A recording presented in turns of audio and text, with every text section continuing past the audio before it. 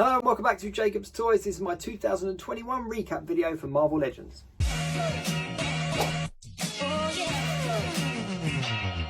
Hello and welcome once again to Jacob's Toys. Thanks very much for tuning in. My name is Jacob, aka Jacob's Toys. Please do like, share, subscribe and all of those things. All the support to the channel is very much appreciated. And don't forget to check me out over on Instagram at Jacobs_toys. So 2021 has been a huge year for Marvel Legends. We had 123 figures released, we had 10 builder figures, and we had a huge 39 store exclusives or Pulse exclusives, as well as obviously the Sentinel drop in, which obviously came with the Sentinel, as well as the 2 Prime Sentinel figures as well. So we've had a huge amount of figures released, which is great considering everything that's been going on recently. So without further ado, I want to get into my top picks, what I think were some of the best figures of the year, and I've split these into 3 different categories: exclusives, standard figures and builder figures. So without further ado, let's get straight into those lists. So let's start with just your standard figures. These are the on-the-shelf figures, so they're not store exclusives, they're not Pulse exclusives or anything like that. They're essentially the figures that make up each of the waves. So I have got some notes, so I might be looking down from time to time just because I want to make sure that I get them in the right order. But I've essentially got 10 figures. I've done a top 10 for these because there were so many figures. As I said, there was 123 figures, and I've whittled that down to 10, my top 10. Actually, I tell a lie, I've done it to 11, so I've got 1 bonus one. So my bonus one to start with is the Doctor Strange figure from the No Way Home wave. So this is the most recent wave that we had, so it's the last wave that was released in 2021 to obviously coincide with the hugely successful film Spider-Man No Way Home. No spoilers here, but Doctor Strange obviously showed up in the trailers, and the figure that we got with as part of that wave was an incredible likeness of Benedict Cumberbatch and obviously the Marvel MCU Doctor Strange. So he goes in at sort of an 11 as like my bonus figure. So at number 10, I'm going to pick the Red Skull from the Super Villains wave. This was a really nice figure. It was a pinless figure. The details on it was really nice. Came with 2 alternate heads, and it was a really comic book accurate Red Skull figure. It was a great wave, to be honest with you. There was a lot of good figures in that wave, but the Red Skull definitely kind of tipped over into my top 10 just because it was kind of the Red Skull figure that we've all been asking for years. At number 9 is one from the Age of Apocalypse Wave 2. This was the Iceman figure. So this was one that a lot of people wanted in that first wave that we got. He was a popular character in the comic books, and what the guys did at Hasbro did with this figure was really quite cool. They really made him quite comic book accurate, and there was lots of details with like the spiky kind of fingers and the spiky shoulders. And I'm a huge fan of Iceman, of Bobby Drake anyway, so to get the Age of Apocalypse version was a definite plus for me. So he goes in at my number 9. This is where I tell a little bit of a lie, because as I've reviewed my list, I've realised that my number 8 is actually in fact a store exclusive, but I'm going to leave it in there anyway, and that is the She-Hulk figure. So we had a re-release of the previous grey She-Hulk that we got in the Fantastic Four wave, I think it was last year, and they did us a redo which was a store exclusive, so I've completely false advertised this, but she was a store exclusive, and they basically repainted her green and came with an alternate head, like a calm head with a long hair.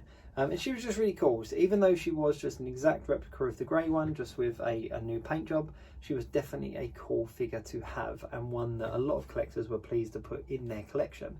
And with the upcoming series, the She-Hulk series coming to Disney Plus, I think it's next year, obviously she was a very popular one. So I was really pleased to add her to my collection, so she went in at my number 8. At number 7, it's a possibly an unpopular opinion, but number 7 for me was Civil Warrior, which came as part of the Shang-Chi wave, but was actually from the Contest of Champion computer game.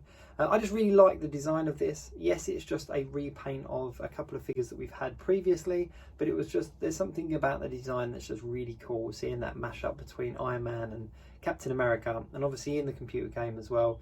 A lot of people were desperate to have this as a figure when the character was released, and I think that the guys at Hasbro did a really cool job with him. He's great fun to take pictures with. He really stands out on the shelf, and that's why he goes in at that number. At number 6, from part of the What If wave, of course it is Captain Carter.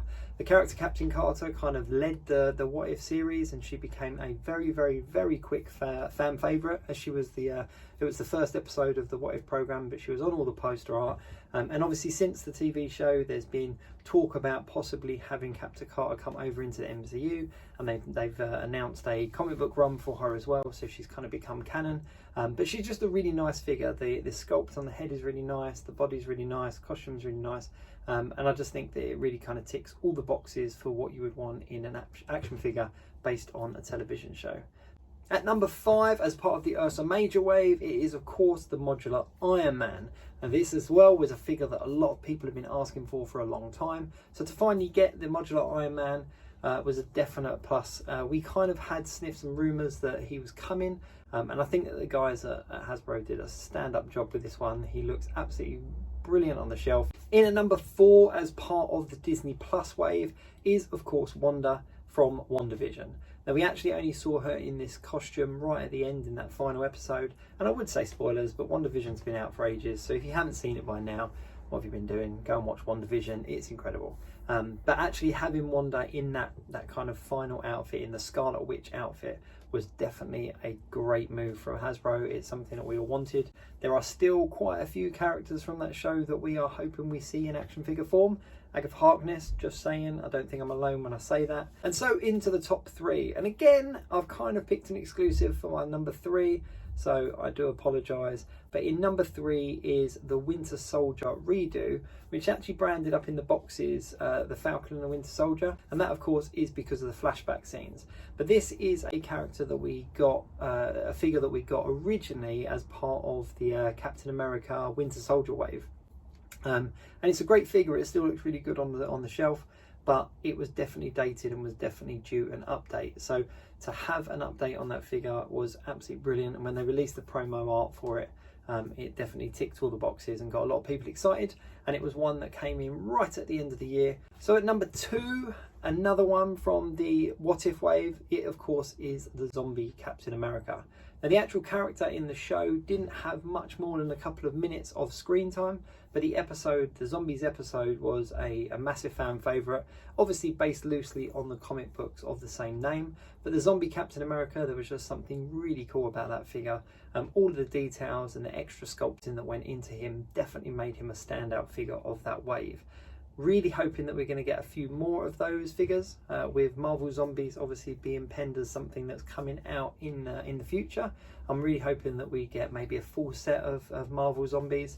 But the Captain America figure was definitely a standout one from that wave. And at number 1, now you could argue this is because obviously the hype of Spider-Man No Way Home has kind of got me all riled up for Spider-Man No Way Home. But my top figure of the year is the integrated suit from the No Way Home wave. It was the last wave that we got for the year, and there was something just very aesthetically pleasing about that suit in the film, and the Marvel Legends figure of it is perfectly done. It just looks really cool. It's got a load of articulation, and I'm just really pleased. I was really pleased that we got that as part of the No Way Home wave. I'm sure there are going to be more figures for that film coming in 2022, so I'm keeping my ear close to the ground for that, because I'm looking forward to adding a lot more of the characters from that film to my shelves. But for the time being, I'm really happy that we did get that integrated suit. I just think it's a really cool design. There's something really cool about the Iron Spider meets the upgraded suit, and it just looked really good on screen. So when I got that figure in hand, it immediately became a favourite. And I know that because it's the last wave of the year, that's probably why it's on the top of my list, just because it's one of the newest figures, one of the latest figures I had. But still, it is a very awesome figure. So that made it at my number 1, was the integrated suit from Spider-Man No Way Home. So on to the second segment. The second segment is, of course, the store and Pulse exclusives. So we were really spoiled. We got 39 exclusives. They were 39 individual boxes. Some of those box sets had 2 figures, some had 3 figures, but we got a load of exclusives this year, which was really, really cool. And I'm pleased to say that I managed to get most of them on my shelf. So I've just picked out 5 that I liked that kind of make it onto my list.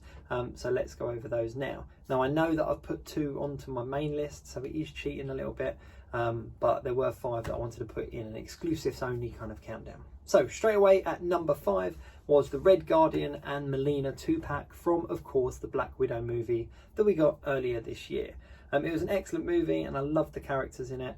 The Red Guardian, obviously, we did get as part of the Black Widow wave, and we did get that way back because obviously the release date for Black Widow was pushed back. So we did have that Red Guardian in hand, but there was something really off about the head sculpt. He didn't come with a helmeted head either, and there was a lot of kind of differences on the figure because it was obviously done from concept art. So the guys at Hasbro went back and they gave us that 2-pack, and there was just so many bits in that 2-pack that made sense. Obviously Melina and the Red Guardian being a couple in the show as well, the little action figure that you get in there as well, and all the little extras and alternate heads and stuff that you got. It was just a really cool 2-pack, and it just kind of really rounded off that Black Widow wave. And what was nice is that it came after the Black Widow film. So we had the Black Widow film figures ahead of the film, we then saw the film, and then we got that 2-pack around the time that the film came out. So it just kind of rounded off that wave and kind of gave me everybody that I wanted from the film in action figure form. Number 4 is one that I've only just picked up myself, and that is, of course, the retro carded Lady Loki. Now this figure was released quite a while back as part of a San Diego Comic-Con box set, and it's a figure that has been quite an elusive one for a lot of collectors because of the rarity of it only being as part of that Comic-Con exclusive box set. She's a really cool figure. There's so many details in there, and she just looks really good on a shelf along some of the other classic villains. In number 3, again, probably because of Spider-Man No Way Home being such a popular film at this time of year, at number 3 I did put that upgraded suit from Spider-Man. Now this was, of course, an update on a figure that we got previously, and I wasn't too fussed about picking it up to start with, I'm going to be honest, but he came with a masked and an unmasked head, and then when I did finally get it in hand, it was just almost perfect. There were so many details about it that just really finished the figure off, and it became my favourite MCU Spider-Man figure until they released the integrated suit. But he's definitely one of my favourite MCU Spider-Man figures. Now in number 2 we had 2 versions of this character released as exclusives this year, but the one that I've decided to pick is the standard release, and that of course is MODOK. Now MODOK is an awesomely strange looking character, but with a very, very rich history in the comic books, and we were in desperate need of an update for this figure. A lot of people using that old Toy Biz version, myself included.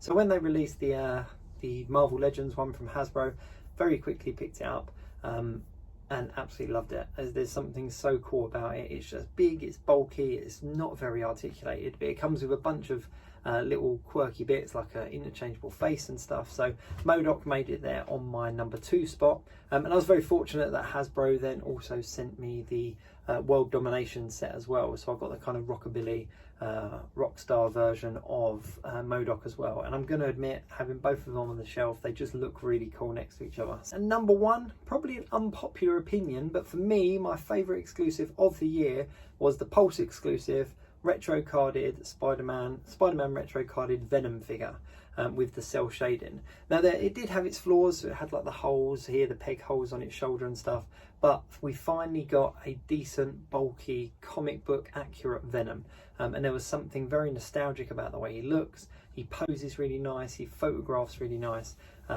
everything, I couldn't really fault it, and when it came to things like the peg holes, they really didn't bother me because you can get a bit of symbiote goo off of other figures and pop that in there, so they really didn't bother me, and it secured its place at the top of my exclusives countdown. So at number 1 is the retro carded Spider-Man Venom figure, which was the Pulse exclusive. So, builder figures. In regards to the builder figures, we have only had 10 builder figures, so I couldn't do a top 10 because then I'd just be ranking them in order. So I narrowed that down to a top 3. So these are my top 3 builder figures of 2021. In place number 3 is the most recent builder figure we've had, and that of course is Armadillo from the Spider-Man No Way Home wave.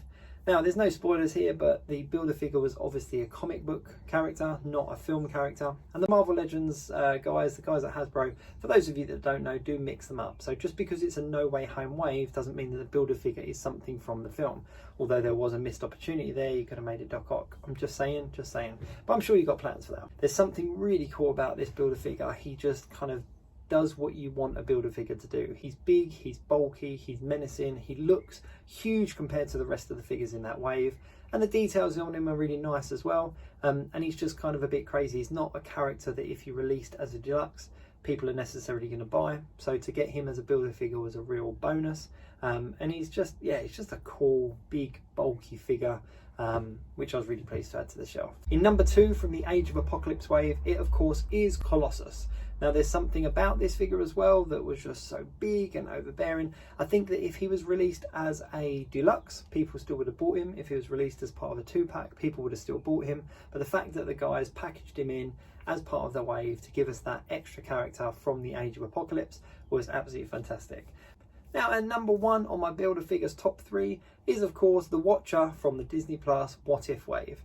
Now the Watcher as a character is a figure that's been quite elusive. We did have him as a Diamond Select many years ago, and his price just skyrocketed because he was very hard to get on the aftermarket. He was selling for like $100, $110, £100. There was rumours and sniffs that he was going to get re-released, and a lot of people have pre-ordered him as a Diamond Select. But at the same time that happened, we had this wave announced. And this particular figure, the Watcher, is just really nice to look at. He's really smooth, he looks like he does in the show, but he also doubles up and works as a comic book accurate. Okay, his head's not quite as big as it is in the comic book, and his costume is slightly different, but you can put him with your comic book figures and he fits in absolutely perfectly. It's bizarre as well, because as a Build-A-Figure, yes, he's bigger than the other figures in that wave, but he's not overly articulated, he's not overly bulky, but he just looks really nice. When he's all put together and put on the shelf, he looks like something you would buy as a piece, and that to me is a winning quality of a Build-A-Figure. So that just leaves me to say thank you very much for all your support this year. It is very much appreciated, and if you don't already, please do like, share, subscribe, and of course give us a follow over on Instagram at Jacobs_toys. Do be sure to check out the Geek Week in review with me, Super Sorrel, and of course Ryan Speaks Geek. It's been a great year 2021, and I can't wait to see what 2022 brings. So have a great holiday, Merry Christmas, Happy New Year, and I will catch you in 2022.